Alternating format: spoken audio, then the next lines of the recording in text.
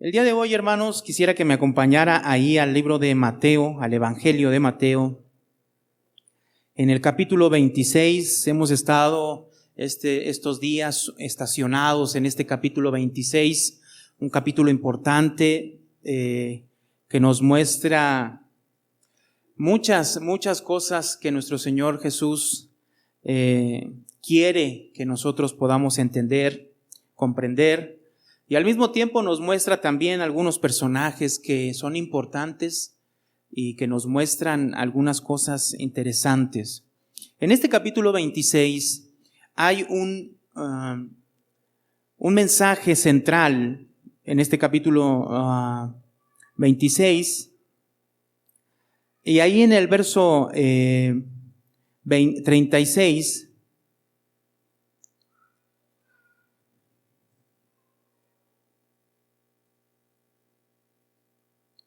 Ahí en el verso 36 encontramos una historia acerca del monte de Getsemaní. Hoy lo que vamos a tratar de hacer, hermano, y de entender, es qué relación tiene ese monte Getsemaní con el nuevo pacto que Jesús anuncia anteriormente. El Señor introduce o menciona acerca del nuevo pacto en el verso 28 y 29. Dice desde el 27, lo voy a leer.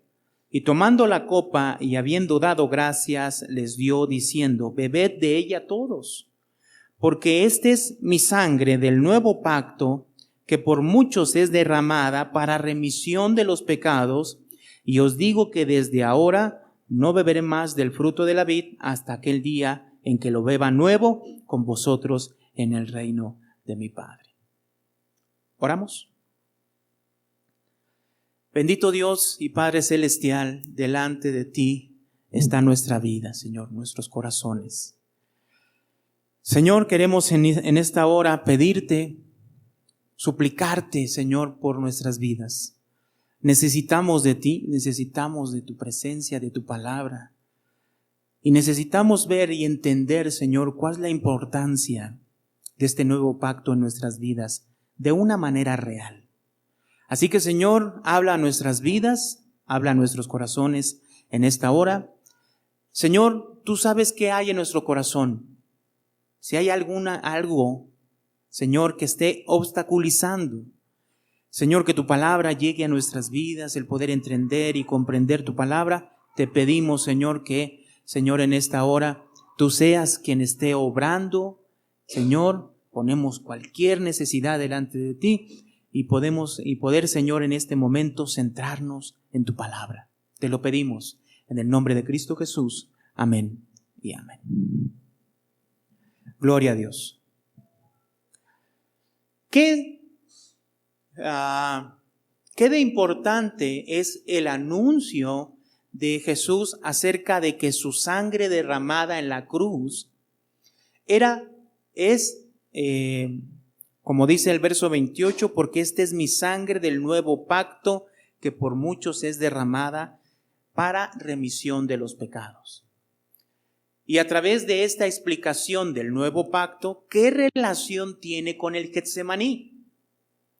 Cuando vemos nosotros la historia del Getsemaní, encontramos a Jesús yendo a orar al Padre, se lleva a sus discípulos, los deja aparte y va a orar aparte de sus discípulos, pidiéndole al Padre que si podía pasar esa copa de él en ese momento, pero que no se hiciera la voluntad de Jesús, sino la voluntad ¿de quién? Del Padre.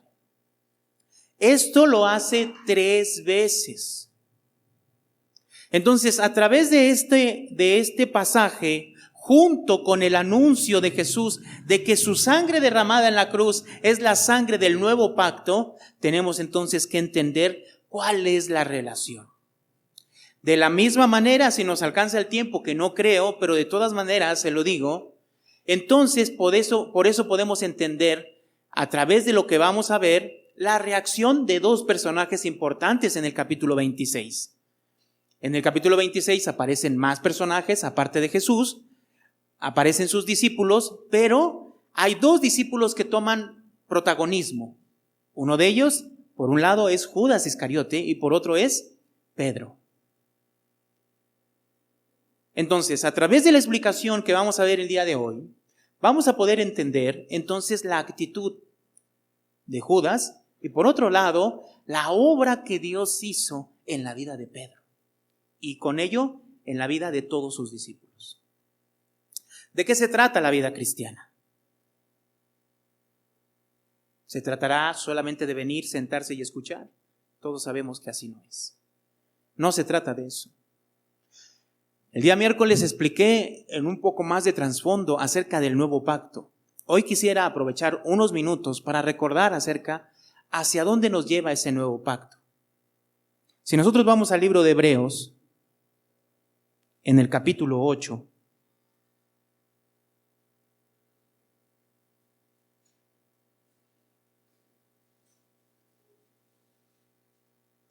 Hebreos capítulo 8,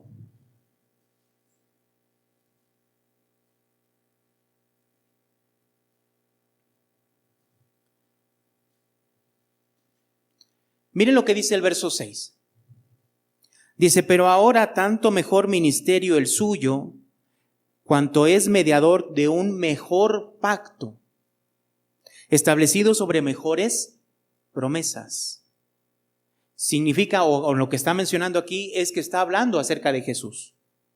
Jesús es presentado como sumo sacerdote en el libro de Hebreos. El sumo sacerdote entraba una vez al año hasta el lugar santísimo.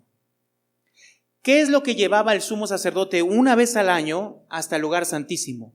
Sangre. Solo llevaba sangre.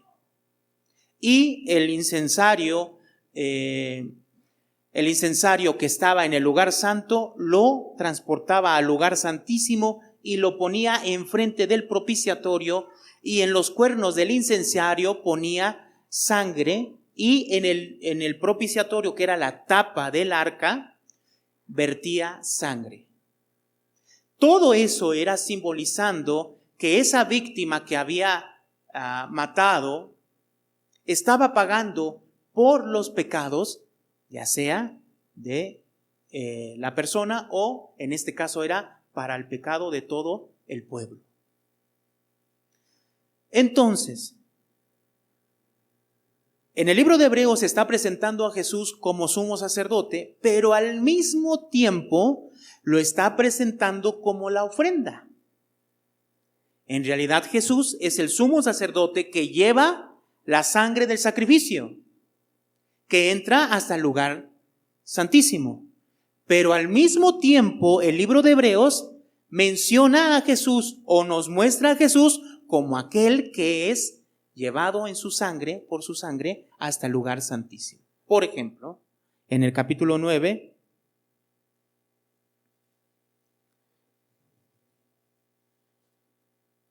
dice el verso 26, si me acompaña ahí.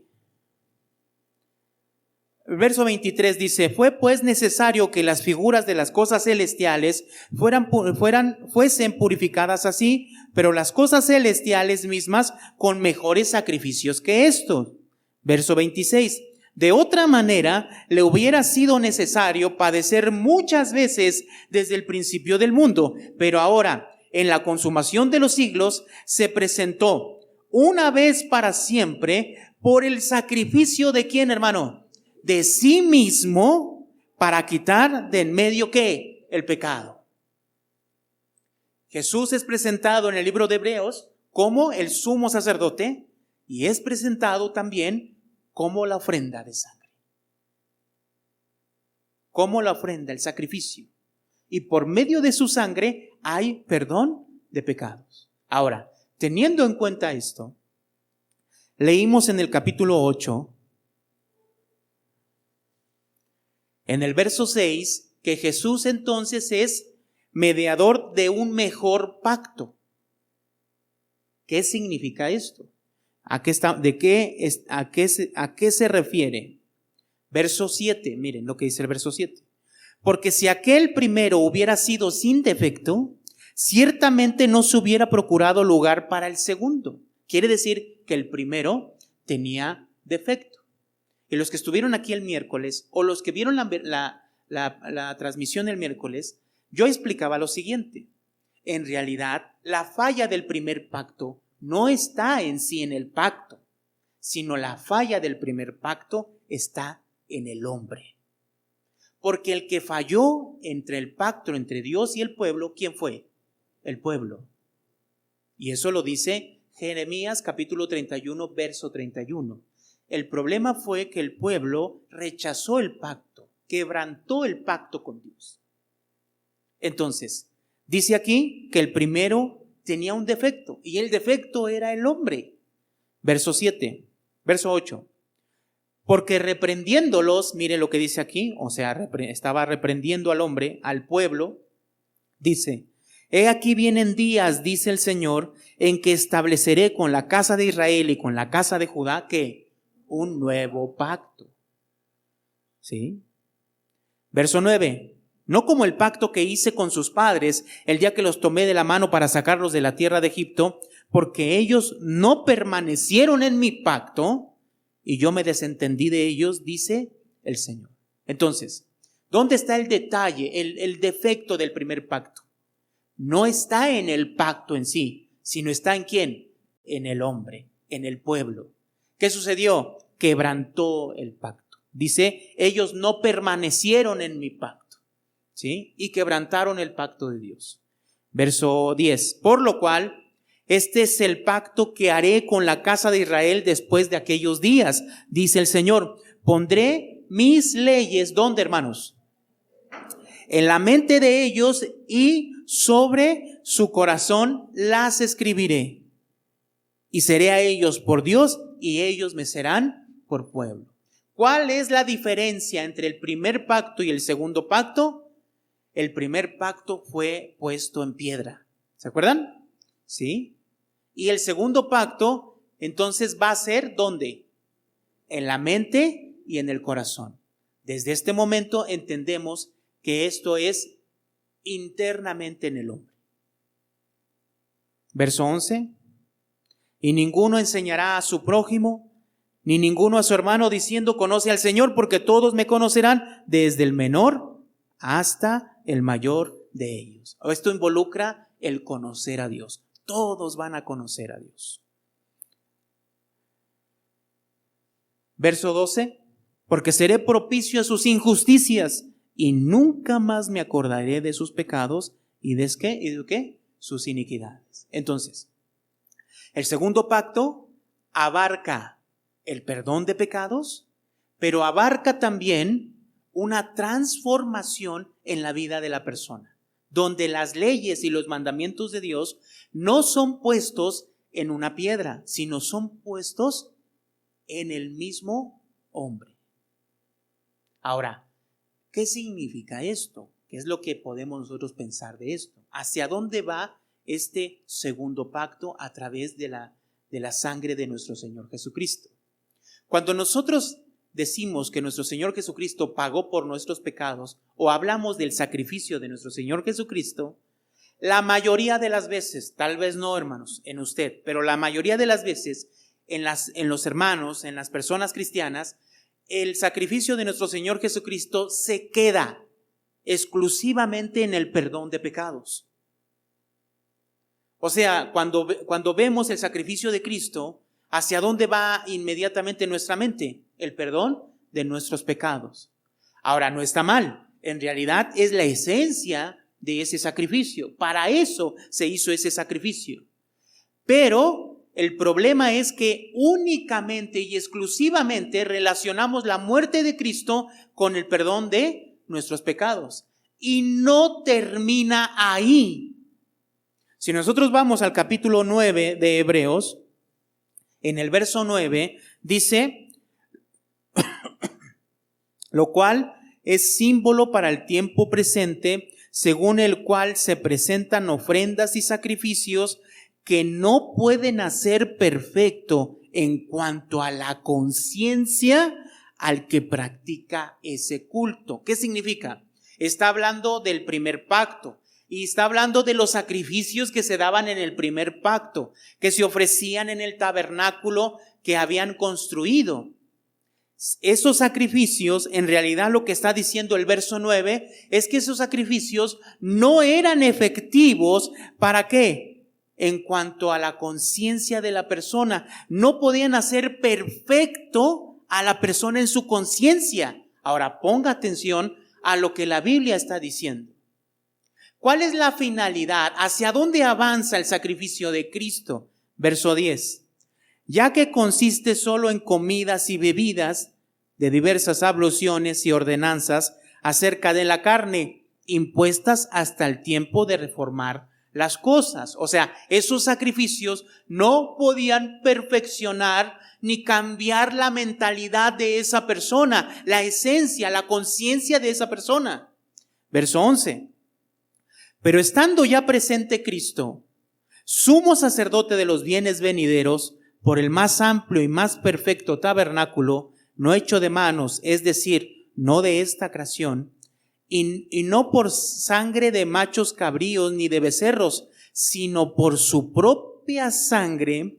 Miren lo que dice: entró una vez para siempre en el lugar santísimo, habiendo obtenido ¿qué? Eterna redención. Entonces estamos hablando del sacrificio de Cristo. Verso 13. Porque si la sangre de los toros y de los machos cabríos y las cenizas de las becerras rociadas a los inmundos santifican para la purificación de la carne, cuanto más la sangre de Cristo, el cual mediante el Espíritu eterno se ofreció, ¿cómo, hermanos? A sí mismo, sin mancha a Dios, limpiará, ponga atención a lo que está diciendo, limpiará vuestras conciencias de obras muertas para que sirváis al Dios vivo. El sacrificio de Cristo perdona nuestros pecados, cierto. Es importantísimo, claro que sí. Es sumamente importante que recordemos esto. Pero también es de suma importancia que recuerde que el sacrificio de Cristo no termina ahí, sino que ese sacrificio, esa sangre del nuevo pacto, también purifica a la persona. ¿Qué significa? Limpia la conciencia de la persona. Entonces la persona se da cuenta de cómo está viviendo, se arrepiente, es perdonado, pero no se acaba ahí, sino que su vida cambia. Es un nuevo pacto. ¿A qué se refiere esto? Vamos al capítulo 10, acompáñenme al capítulo 10. El capítulo 10 nos vuelve a repetir algunas cosas. En el verso 4 dice lo siguiente: porque la sangre de los toros y de los machos cabríos no pueden quitar los pecados, ¿no? Verso 10. En esa voluntad somos santificados mediante la ofrenda del cuerpo de Jesucristo, hecha una vez para siempre. Entonces, a través del sacrificio de Cristo somos santificados. Verso 12. Pero Cristo, habiendo ofrecido una vez para siempre un solo sacrificio por los pecados, se ha sentado a la diestra de Dios. Verso 14. Porque con una sola ofrenda hizo ¿qué? Perfectos para siempre. ¿A quiénes? A los santificados. ¿Qué significa esto? Verso 15. Y nos atestigua lo mismo el Espíritu Santo, porque después de haber dicho: este es el nuevo pacto que haré con ellos después de aquellos días, dice el Señor, pondré mis leyes en sus corazones y en sus mentes las escribiré. Y añade: y nunca más me acordaré de sus pecados y transgresiones, pues donde hay remisión de estos, no hay más ofrenda por el pecado. Entonces, ¿qué significa?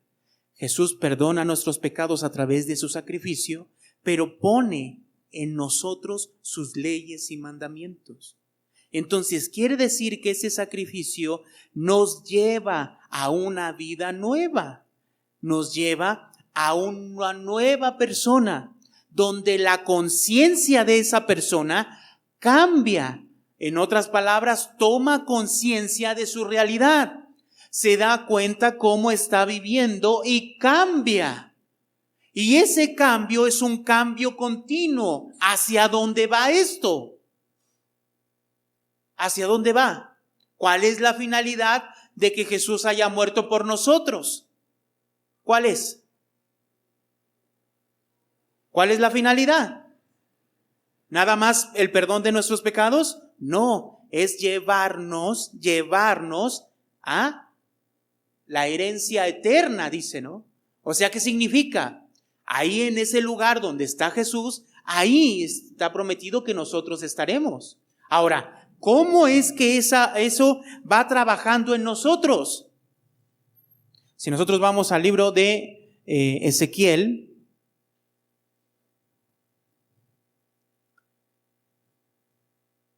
capítulo 36, Ezequiel capítulo 36, verso 25. Aquí nos habla del nuevo pacto y nos explica de otra manera cómo va a ser esto. Ezequiel capítulo 36, verso 25 dice: esparciré sobre vosotros agua limpia y seréis limpiados de todas vuestras inmundicias y todos vuestros ídolos os limpiaré. Entonces, ¿qué hace la sangre de Cristo, hermano? Nos limpia de nuestra inmundicia, nos purifica. Verso 26, os daré corazón nuevo y pondré espíritu nuevo dentro de vosotros y quitaré de vuestra carne el corazón de piedra y os daré ¿qué? Entonces, ¿se acuerda cómo el primer pacto, cómo se estableció? ¿A través de qué? De los mandamientos y estatutos puestos ¿en dónde? En piedra. Y es interesante que aquí lo que Dios va a hacer es cambiar el corazón ¿de qué? De piedra. ¿Y qué va a poner? Un corazón de carne. Un corazón de carne que responda a su voluntad. Entonces, ¿qué va a haber? Una transformación, un cambio. ¿Cómo lo menciona esto en el Nuevo Testamento? ¿Cómo lo encontramos esta obra de cambiar el corazón y el espíritu en el Nuevo Testamento? Jesús le dijo a Nicodemo: el que no naciere de nuevo no puede ver el reino de los cielos. Pablo a los Corintios, en 2 de Corintios capítulo 5, verso 17, le dice: si alguno está en Cristo, nueva criatura es. ¿Cómo lo enseña el Nuevo Testamento? Una nueva creación. Con un cambio de corazón, un cambio de mentalidad totalmente distinto al anterior. Es otra persona. Ahora, no termina ahí. Mire lo que dice el 27. Y pondré dentro de vosotros mi espíritu y haré que andéis en mis estatutos y guardes mis preceptos. ¿Y qué? Entonces, ¿qué va a poner Dios? Su espíritu. ¿En quién? En nosotros. Y va a trabajar internamente en nosotros, convenciendo nuestras vidas para que nosotros busquemos la voluntad de Dios y vivamos bajo la voluntad de Dios. Ese es el nuevo pacto en nosotros. ¿A través de qué? Del sacrificio de nuestro Señor Jesucristo, de su sangre derramada en la cruz. Esto quiere decir que Dios te perdona tus pecados a través de la sangre de Cristo Jesús. Pero no se queda ahí, sino que va perfeccionando nuestras vidas, va perfeccionando nuestras vidas. Lo voy a decir una vez más, va perfeccionando nuestras vidas. ¿Para qué? Para que nuestras vidas vayan buscando la voluntad de Dios y satisfaciendo la voluntad de Dios todos los días. Entonces, viendo esta explicación, ¿qué relación tiene este nuevo pacto con el Getsemaní? ¿Qué nos muestra el Getsemaní? ¿Qué nos deja ver cuando Jesús va a ese monte a orar?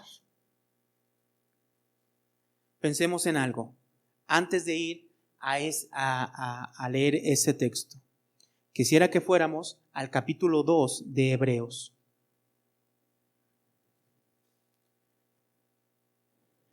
Capítulo 2 de Hebreos, verso 18. Perdón, 2, verso 14. Verso 14. Dice el verso 14, así que, por cuanto los hijos participaron de carne y sangre, Él, aquí está hablando de Jesús, también participó de lo mismo, para destruir por medio de la muerte al que tenía el imperio de la muerte, este es ¿qué? Al diablo, y librar a todos los que por el temor a la muerte estaban durante toda la vida sujetos ¿qué? A servidumbre. Es interesante que nos muestre el verso 14 y dice, por cuanto los hijos participaron de carne y sangre, Él también participó ¿de qué? De lo mismo. Cuando vemos esta expresión, significa que Jesús, al igual que nosotros, nació de una mujer, creció como nosotros, ¿sí? Tuvo nuestras necesidades como nosotros las tenemos, humanamente hablando, ¿sí me explicó? Lo que nos está diciendo el pasaje es que Jesús vivió en realidad como cualquier hombre. Y el verso 18 dice, pues en cuanto Él mismo padeció siendo tentado, es poderoso para socorrer ¿a quiénes? Entonces Él, al igual que nosotros, como hombres, como personas, somos tentados, Él también fue tentado, ¿como qué? Como hombre. ¿Sí me explicó? Lo que nos está dando a entender el libro de Hebreos es que nuestro Señor Jesucristo participó, se hizo carne como nosotros, para que al mismo tiempo pudiera experimentar todas las cosas como nosotros vivimos. Y entonces, dice el verso 18, que como Él padeció siendo tentado, Él entonces, Jesús, nuestro Señor, es poderoso para socorrer a los que son, ¿qué? Tentados. Ahora, vamos al capítulo 4 de Hebreos.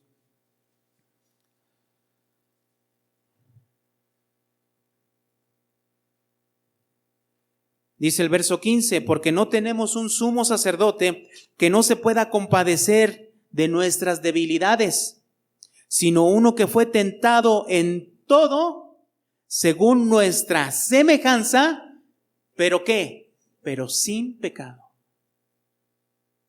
Usted no puede mencionar y decir, nadie nos puede decir, es que Jesús no me entiende o no me comprende porque no padeció lo que yo estoy padeciendo. Lo que la Biblia nos está diciendo es que Jesús era 100% hombre, como nosotros, y tuvo hambre, necesidades como nosotros. El único detalle aquí es que Él padeció todas esas cosas que nosotros padecemos sin pecado.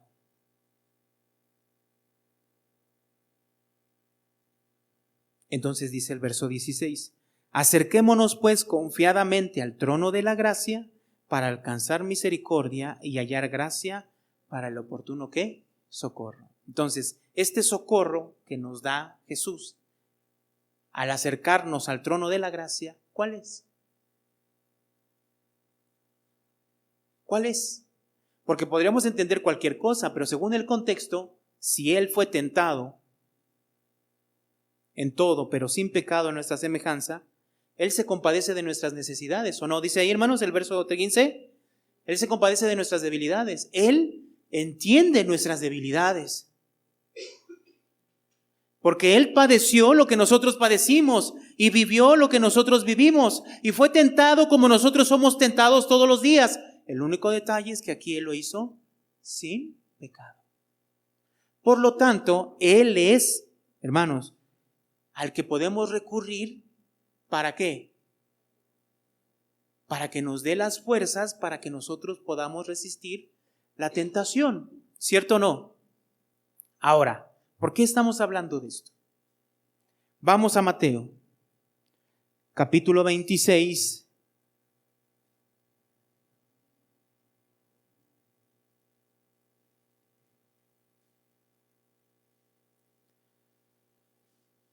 Nuestro Señor Jesucristo padeció como hombre, ¿sí? Era hombre, como nosotros. La Biblia nos dice que fue tentado, pero sin pecado. Entonces, cuando vamos a este capítulo 26, verso 36, y vemos la escena del Getsemaní, tenemos que tener en mente que Jesús es y fue hombre como nosotros. Tomó la apariencia de un hombre como nosotros y vivió como un hombre, una persona como nosotros.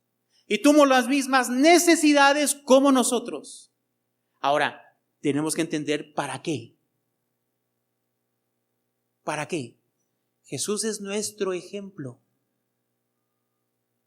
¿Qué relación tiene ese nuevo pacto donde esa persona es cambiada, perdonada de sus pecados, cambiada, una nueva persona que tiene ya una mentalidad diferente, con un corazón diferente, para que busque satisfacer la voluntad de Dios? Pues entonces Jesús aquí se pone totalmente de ejemplo para que nosotros podamos entender hasta qué punto podemos nosotros, inclusive en esta vida, agradar a Dios. ¿Sí me expliqué, hermanos? Se los digo ¿por qué? Porque hice todo este trabajo. Porque mucha gente dice, Jesús soportó y vivió lo que vivió y soportó lo que soportó porque Él era Dios.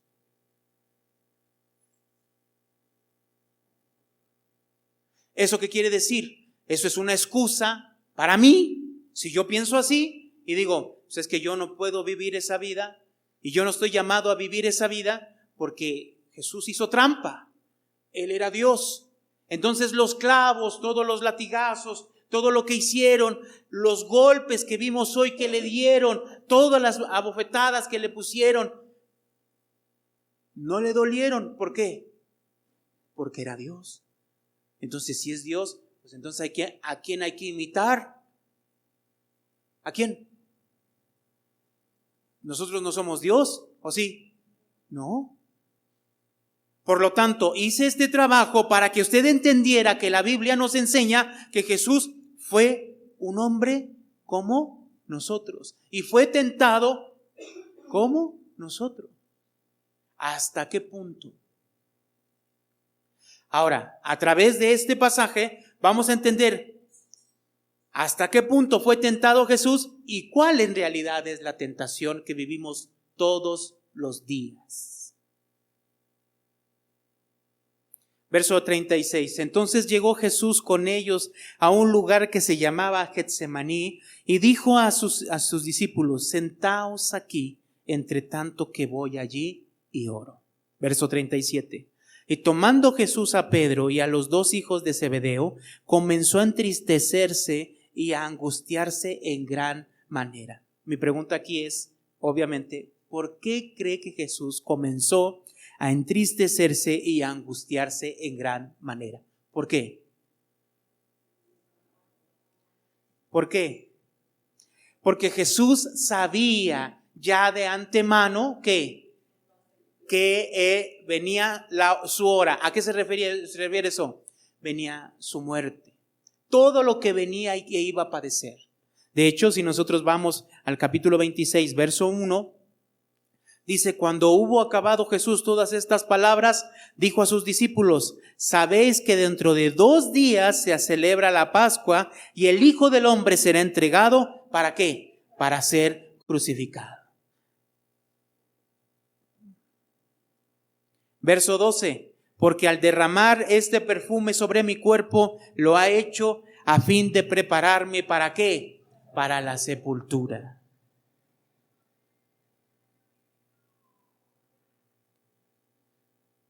Verso 28 dice, porque esta es mi sangre del nuevo pacto que por muchos es derramada. ¿Para qué? Para remisión de los pecados. Entonces Jesús, ¿qué sabía? Venía su hora. Venía el momento en que iba a ser maltratado totalmente y muerto al final, con la peor muerte que podía existir en ese entonces. Y lo peor de todo es que esto era totalmente injusto. ¿Sí me explicó? Entonces, cuando llegamos al Getsemaní, dice el 37, comenzó a entristecerse y a angustiarse, ¿qué? En gran manera. ¿Cómo tenemos que ver esta escena? ¿Cómo tenemos que ver a nuestro Señor en esta escena? Como hombre, hermanos.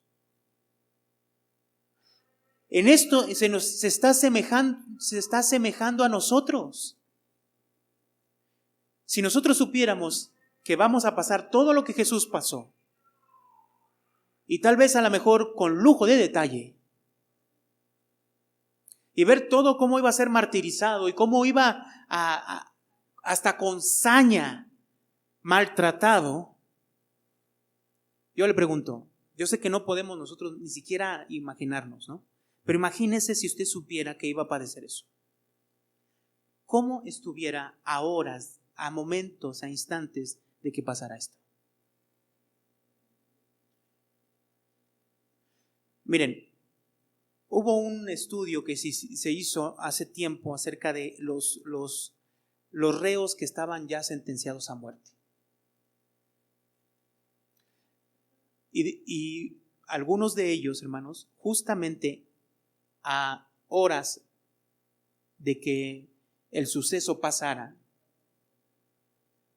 dicen que era un estrés para ellos en ese momento inimaginable.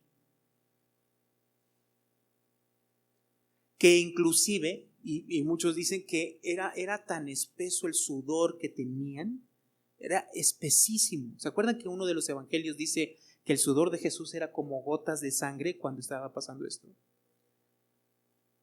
Hermanos, no era fácil, no es fácil. A veces lo vemos a la ligera, ¿no? Y a veces con ligereza decimos, pues es que Jesús fue Dios. Cuando lo estaban pegando, Él se transformaba en espíritu y no le dolía. Hermanos, no se burlaban y le decían, a ver, profetízanos, a ver quién te pegó. ¿Se imaginan los golpes?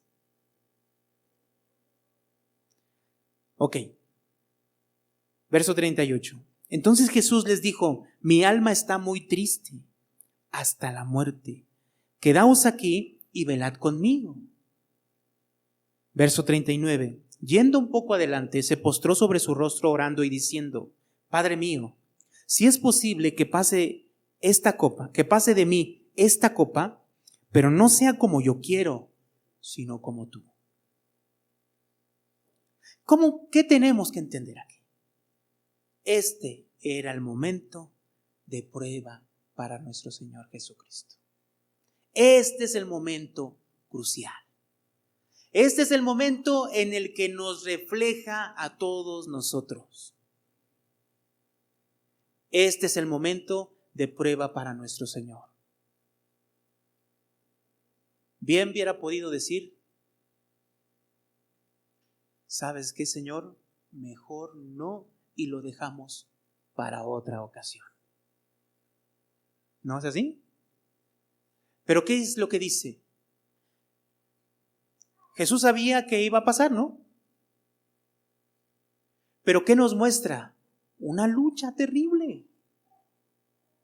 Había una lucha, humanamente hablando, terrible, ¿o no? Voy a morir. Voy a morir. Señor, que pase de mí esta copa, pero no se haga como yo quiero, sino como tú. Verso 40. Vino luego a los discípulos y los halló durmiendo y dijo a Pedro, ¿así que no habéis podido velar conmigo una hora? Verso 41, velad y orad para que no entréis en tentación. El espíritu en la verdad está dispuesto, ¿pero qué? Entonces, ¿qué nos dice aquí? ¿Quién estaba experimentando esto? ¿Quién estaba experimentando el verso 41? Nuestro Señor. Él estaba convencido, espiritualmente convencido de lo que venía a hacer. Pero ¿qué es lo que nos refleja? Hermanos, ¿qué es lo que nos enseña? La carne. Yo quiero, pero mi carne no. Y es que es una realidad. No, Pablo enseña que el espíritu es contra la carne y la carne es contra el espíritu. ¿Para qué? Dice, para que no hagáis lo que queréis. Hay una lucha, realmente hay una lucha, hermanos. Pero ¿cuál es la lucha aquí? ¿Cuál? ¿Cuál es la lucha de Jesús aquí? ¿Es entre hacer la voluntad del Padre o la de su carne? Esa es la lucha, hermanos. Y es la lucha que tenemos todos nosotros todos los días. O hago la voluntad de Dios o hago la voluntad de mi carne. Ahora, la forma en que Jesús vence o trata de vencer esto, ¿cuál es? Orando al Padre. Porque el único que puede ayudar a Jesús en ese momento, ¿quién es? El Padre. Y entonces, verso 44. Y dejándolos, se fue de nuevo y oró por tercera vez diciendo las mismas palabras. Entonces vino a sus discípulos y les dijo, dormid ya y descansad. He aquí ha llegado la hora y el Hijo del Hombre es entregado en manos de pecadores. ¿Qué es lo que nos dice este pasaje?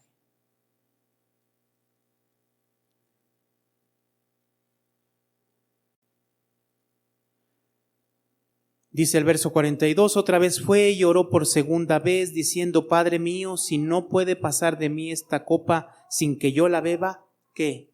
Hágase tu voluntad. Verso 43, vino otra vez y los halló durmiendo, porque los ojos de ellos estaban cargados de sueño.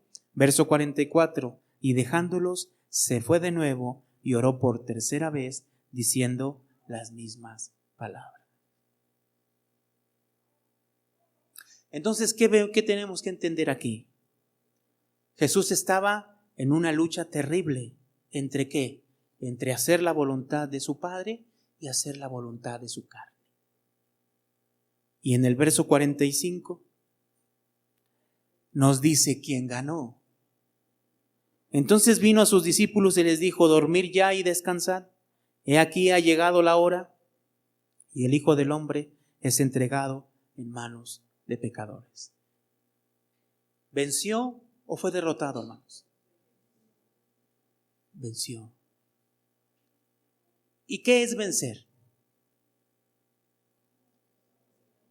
¿Qué es vencer? Es hacer la voluntad del Padre. Vencer no es hacer tu voluntad.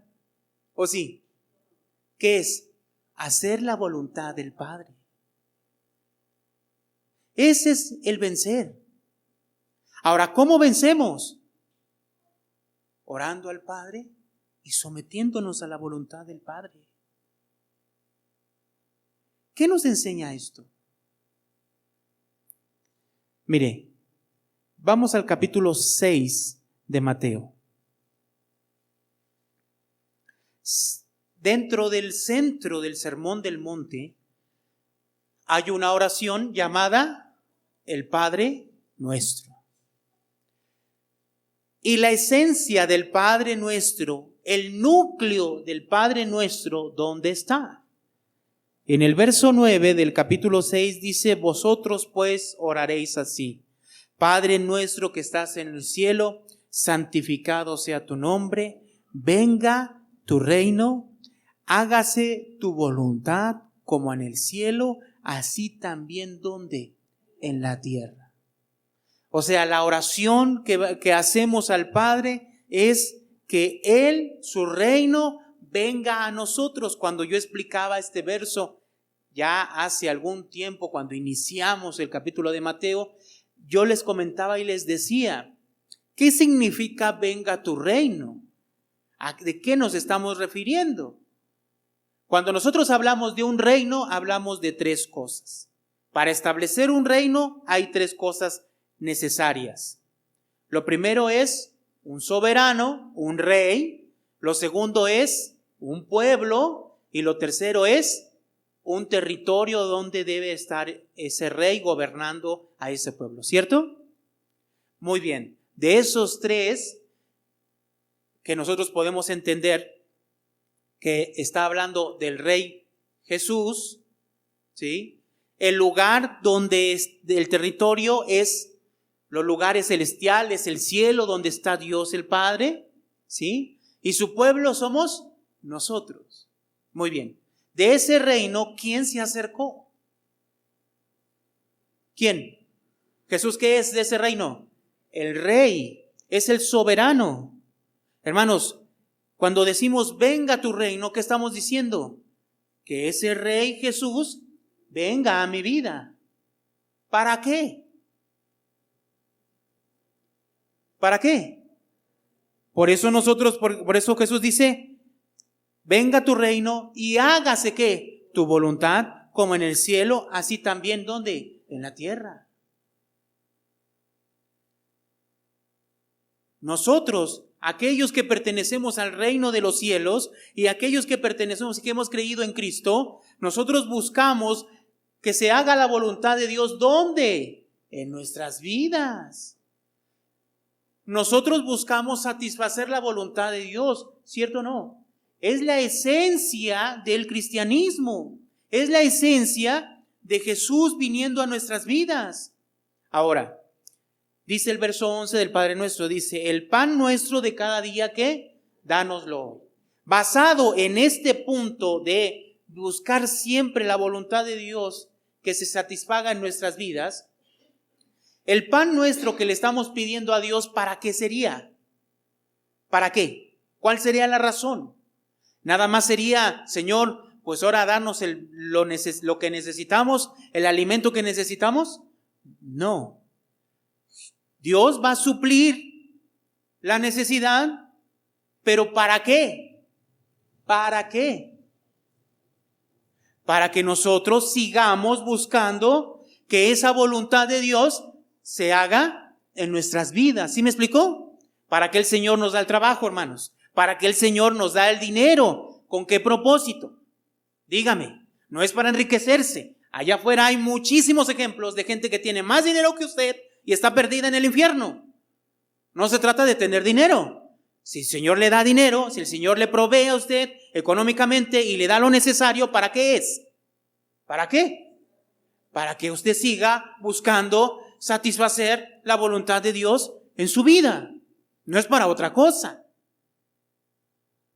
Y dice el verso 12, y perdona nuestras deudas como también nosotros perdonamos a nuestros deudores. Ahora dice el verso 13, y no nos metas en tentación, mas líbranos del mal. Pensemos en la oración que hizo Jesús a través de este verso 13. Jesús estaba metido en una tentación terrible, ¿cierto o no? ¿Verdad? Es la mayor tentación, hermanos. No hay otra, mayor. Yo siento que no hay otra mayor. ¿El qué? El dar su vida por una persona que es pecadora, totalmente perversa y que ni siquiera le busca. En otras palabras, nosotros. ¿Así es o no, hermanos? Y Él dio su vida para salvarnos. Él recibió todo lo que nosotros debíamos haber recibido. El juicio de Dios completo se descargó sobre Él, cosa que nosotros debíamos de haber recibido. Y Él se puso en tu lugar. Él bien pudo haber dicho, yo no. ¿Tenía una lucha interna? Sí. Y entonces oró al Padre, ¿no? ¿Cierto o no, hermanos? ¿Y qué dice este verso 13? Y no nos metas en tentación, mas líbranos del mal. ¿Qué será librarnos del mal?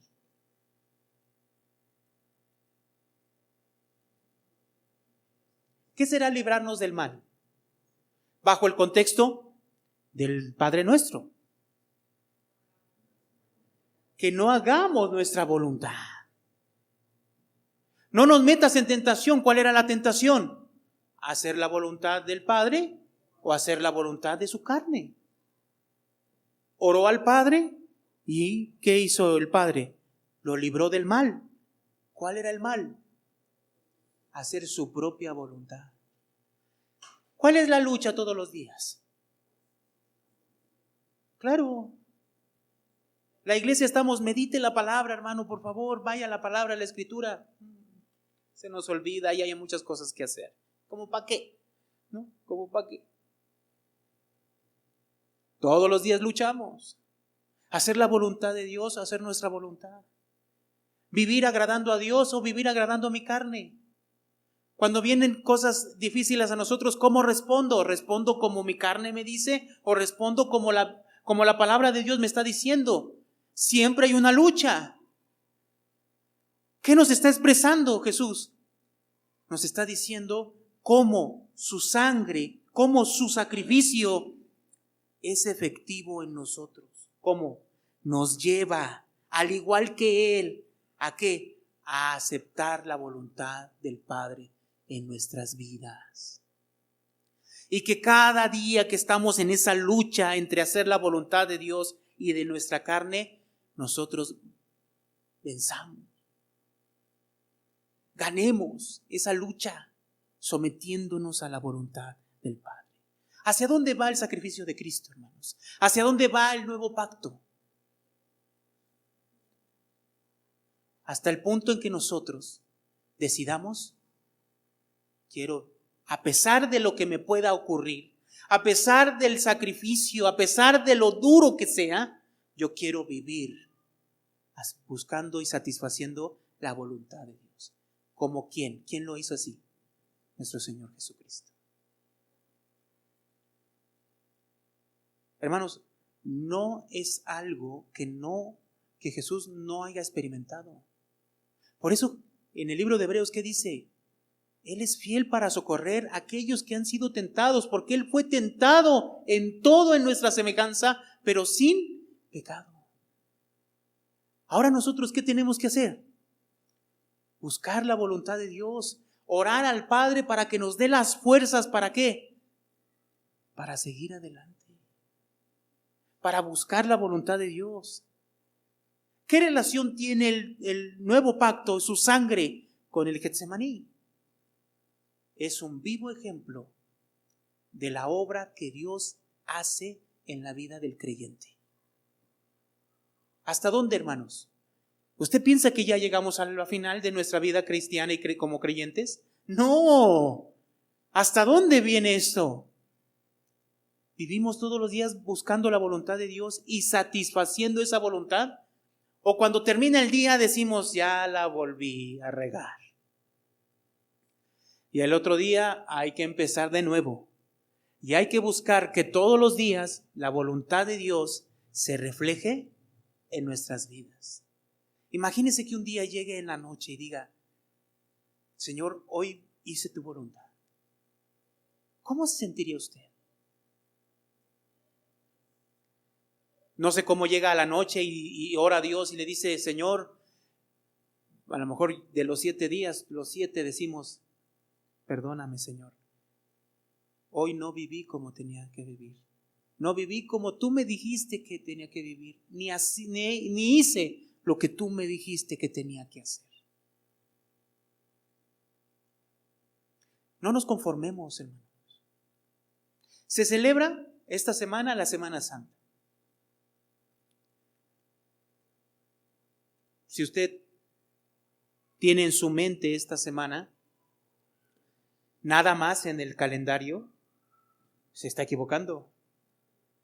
La vida cristiana y el sacrificio de Cristo se ve en nuestras vidas todos los días, cuando nosotros buscamos la voluntad de Dios y la satisfacemos. Y si no se ha podido, y si no lo hemos logrado, hoy es la oportunidad, hoy, de comenzar de nuevo y verdaderamente, porque solamente en Él hay perdón de pecado.